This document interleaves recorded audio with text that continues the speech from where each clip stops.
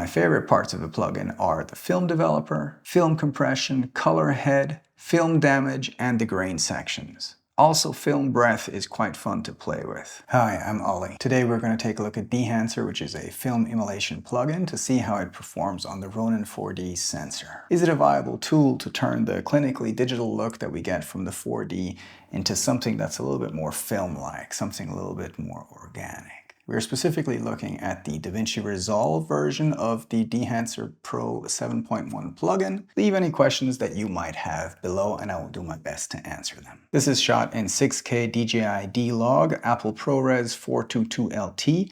I can't remember the lens. Dehancer doesn't have a Rec 709 conversion LUT for the Ronin 4D, but I prefer to use my own LUT anyway. Now, I made some exposure and temperature and tint adjustments, which are very similar to those made in your editor. All the temperature and exposure adjustments that appear in other sections in the plugin from now on simulate adjustments that are made in the analog process.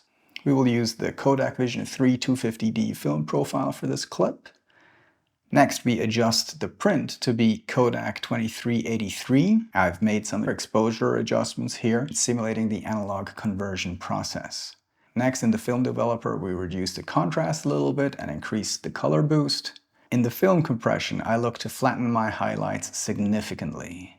The color head is one of my favorite sections to start dialing in the nuances of the look I want to go for. I chose the 35mm ISO 500 grain because of the 6K sensor. For 4K, I may have gone for ISO 250. I don't like to overdo it. I like halation on clips like these at times. The lights with the orange halos I feel are overdone.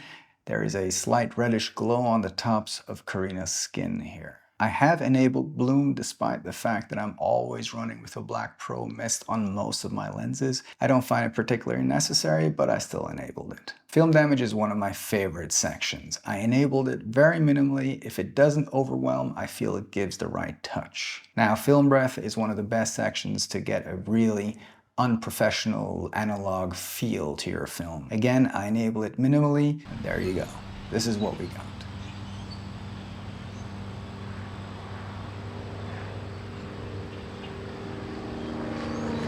In this scene, I have switched on every single section in the Dehancer Pro plugin. The settings themselves are not really important, I've just fiddled around a little, but you can see what is possible going from D-Log to the DJI Rec 709 LUT to every single section switched on. For this clip, I went with the Kodak Vision 3 50D film profile and the Fujifilm 3513 print.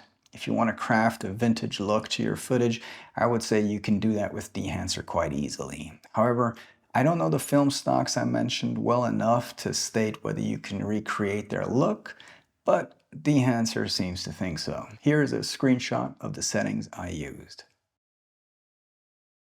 Now this clip is a little different. I used a color space transform to transform the DJI D-Log into DaVinci Wide Gamut Intermediate. I've chosen the Kodak Ektar profile in combination with the Kodak 2382 print for this clip. We are dealing with a lower resolution clip here because I shot it in 2K. I suspect that this will make the grain stand out more. The lens used here is the legendary Zeiss Batis 85mm, and from a photographer's point of view, the sonar design is simply one of my favorites. Second only to the Leica 75mm Summilux, the one made in the 80s. Everywhere where I could, I chose to use 8mm film emulations to really drive home the lower res effect of the clip with it being shot at 2K. One final test here is a split screen of the same grade using Dehancer on the left versus one of my favorite LUTs in combination with DaVinci Resolve's built-in grain and halation plugins. I think Resolve does a fine job and I'm sure you can dial it in further, but does Dehancer provide a more film-like look? Well, for me, it does. For you, let me know in the comments below.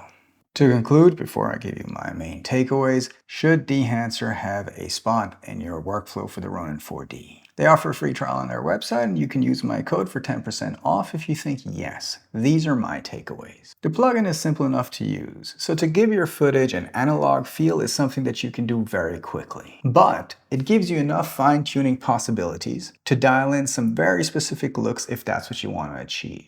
I can't make any definitive statements on the accuracy of the film stocks like Kodak Vision 3, 250D and such, But when I shoot Kodak Portra 160 or Kodak Ektar 100 in my still film cameras, the results look different. Now, my favorite parts of the plugin are the film developer, film compression, color head, film damage, and the grain sections. Also, film breath is quite fun to play with. Even if you don't want to go for a very specific film look, the plugin can help take off the edge off of that clinical digital goodness that the Ronin 4D sensor provides. Now, one thing to keep in mind is when I've got halation, bloom, and grain switched on, my M1 Pro Max MacBook starts to struggle a little bit. Often I'm forced to set playback in my editor to a quarter resolution. Also, the exports take significantly longer when I use the plugin in my edits. I understand that it is because each section of the plugin, whether it's film damage or grain, generates a unique overlay. It isn't simply the same 10 seconds looped over and over and over again, which of course lends to providing a more authentic, more unique image, but at the same time will require more resource power from your device. The link is below if you want to give it a try. Oh, and if you're a stills photographer as well, keep a lookout for a video coming up about Dehancer for Lightroom, which I will be looking at very soon.